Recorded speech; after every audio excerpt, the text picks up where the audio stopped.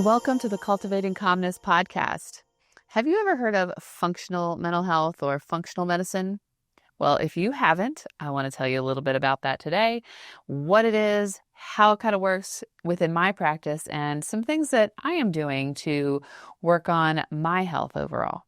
So, I don't know, a little over a month ago or so, I talked on here on this podcast a little bit about some testing that I was having done and waiting on the results, and then, keeping you guys in the loop on, that process and what that looks like. Because I talk to my clients all the time about getting testing done or at least looking into it. And I thought I should probably take my own advice and get some of that done. We all have things that are going on in our lives and in our health. And, it's not something that I share, regularly. I don't talk to my clients about the things that are going on with me per se, but I know that things could be better, but I didn't really know what those things were. So when I talk about functional health or functional mental health, for me, what that means is talking about you as a whole person, but what's going on inside, where those things are coming from, and what we can do about it, how to get to those answers so that you can get the results that you want. In my office, what that might look like is you coming in talking about your depression, your difficulty sleeping, your anxiety, and I may ask, what is your diet? What does your diet consist of? What kinds of things are you eating? What kind of products are in your home? Do you use certain maybe detergents or scented things, or are we eating like organic food? Are we eating whole foods? Are we eating a lot of snack foods? What time of day are we eating? Now, I'm not a nutritional expert, but I do know that information can provide insight into how you're feeling, why you're feeling that way, and potentially some things you can do about it.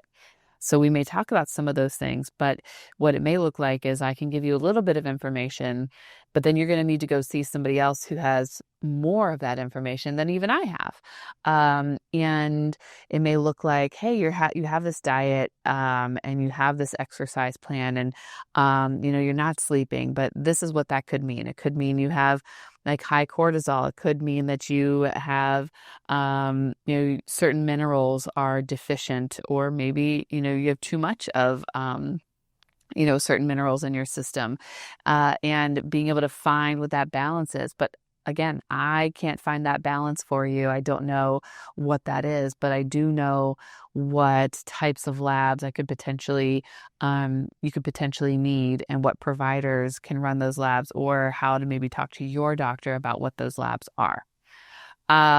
So functional mental health to me is looking and exploring that root cause. Where are these symptoms coming from? You have these symptoms, and there is something about them. There's a reason those things are happening. Some of those we may be able to explore in the therapy room. Some of those may need other expertise to help figure that out and assist. And then, whether that's me communicating with another provider, with your permission, or whether that is you bringing back that information, we can incorporate what you have learned about, what's going on, whether that's via testing or something else. We can incorporate that then into your treatment, and then I can continue to encourage you to seek that treatment, or to continue with those certain habits that maybe you need to take part in. Maybe, your doctor or provider has said, stop eating sugar and gluten and dairy, and you come in and you talk about the coffee that you got, and I might say, hey, how does that align with the no sugar, no dairy that you, talked about? Or what are some alternatives, right? So it may be me helping you with those tasks and those goals that you have, because that's going to affect, everything about your life. So for me, I got a hair mineral analysis. So that was, it's a little scary because I have hair that's like falling out. And so I have some suspicions as to why that's happening, but I don't have the answers. So you go around your head in different areas that it specifically told you where to cut it from. And you're supposed to like cut your hair, as close to the scalp as possible, but you're not like taking out the roots, at least not for this test. And then you're cutting like an inch of hair. from the root. So then you're cutting off the rest, and then that's just going in the trash. And you send that in, and then they do what they do with your hair, and they see what the minerals are or are missing from your hair, or what was testing for heavy metals. So those are going to show up. Now I don't know how to read all of the results. So the results are back from the hair mineral analysis. I had a GI map, so that's a stool test, and that's super fun. And you take some sample of your stool, and it goes in a little tube, and you ship that off, and they run a bunch of tests on what is in that to determine, what they're seeing. So that could be an overgrowth of kind of bad bacteria. It tells you how much of your good bacteria, if it's too high, too low, or just about right. It may tell you if there's like parasites or worms or anything in your stool, if there's any kind of infection, and it's in your stool, but that it's going through your GI tract. And so if you have things that show up, it's saying that, that is stuff that we have found that's in your GI tract, and we, need to figure out what to do about that. And then also I did just some like blood labs. I'm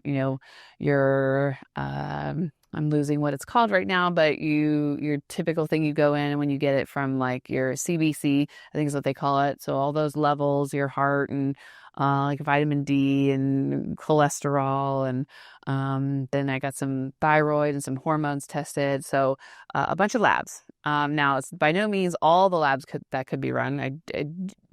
That's probably unnecessary. The way my provider is working with me is to, like, we're going to start here. We're going to see what it says. And then from there, we're going to determine if there's additional testing that maybe is needed, or if we work on some changes and we try to fix things and, do everything the right way. And then see, do we run those same tests again to see if, there's improvement, or do we need additional tests to follow up on maybe something that showed up? So I did the hair. That all of them have come back now. They just came back, in the last couple of days. So now I'm waiting on my provider to kind of give me a plan. So I don't have that plan yet. But I just wanted to share that I have that, and I, read through all of the things, and I don't know what everything means. I know when certain things look low, but I also don't quite understand all of the interactions that some things have. So the one that was hardest for me to read was the hair mineral analysis. I wasn't quite sure what I was looking at. So I will be using her expert advice or, expertise to be able to share with me what that means. But from what I can gather, from doing a little bit of research, and what I've seen is I do have some overgrowth in my gut of certain, not parasites, but infection. If you want to really call it that, what's the word? It's well, it'll come to me. Not a virus, bacterial like overgrowth. So there are certain things that you can do, and I suspect I know what some of those things are. So it's kind of you could take antibiotics, or you could take some, which I would prefer not to do, some natural type antibiotic type of things like oregano. Oil of oregano would be something you could take. Uva ursi, or other similar things can kill off some bacteria, and so you want to do it the right way. You want to have binders if necessary. So when you kill off something, you may need a binder to take that and carry it out of your system. I know that there are certain levels that maybe seem to be off with certain minerals, and that can cause, sleep difficulties or hair loss, or, your body's ability to handle stress. So I know I've got some of that dysbiosis and imbalance. Dysbiosis is in your gut, the imbalance, and some of those things going on. I talk about vitamin D with all of my clients, and I have low vitamin D, and I suspected I had low iron. I have low iron. I have low copper. So things that I was readily able to see in my results. So I'm waiting on the plan to know, what's going to be most helpful, because it could just mean you take an iron supplement, but it could also mean like there's a reason that it's not absorbing correctly. And so those other infections that are going on could be because, could be causing some of the nutrients to not be absorbed. So like, I take vitamins, although I can be kind of, do really well and then kind of fizzle out and do really well. But what that could lead to is just like what some providers say is having really expensive pee. If you're taking a bunch of vitamins, but they're not being absorbed because you have other stuff going on, you need to fix that problem so that the vitamins you are taking are being absorbed in the best way possible.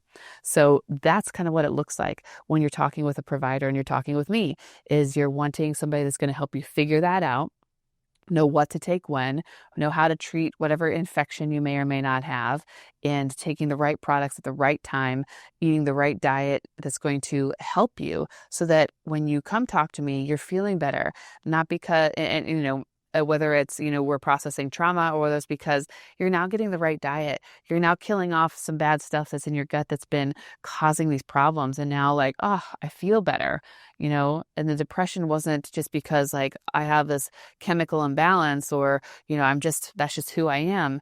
No, it's because your gut was messed up. It's because you didn't have the right nutrients in your system. And so now I am taking control of that and I am trying to fix some of those things for myself as well. And so I wanted to bring you along for that journey, explain a little bit about what I do with my clients and, show that I'm doing the work too. And I'm hoping to see some of those improvements myself. So thank you for joining me, hearing me out. If this sounds interesting to you, I would love to work with you and find providers that can help you in the way that you would like to be helped. And I am currently accepting new clients, would love to work with you, and glad that you joined me today. We'll see you again next week.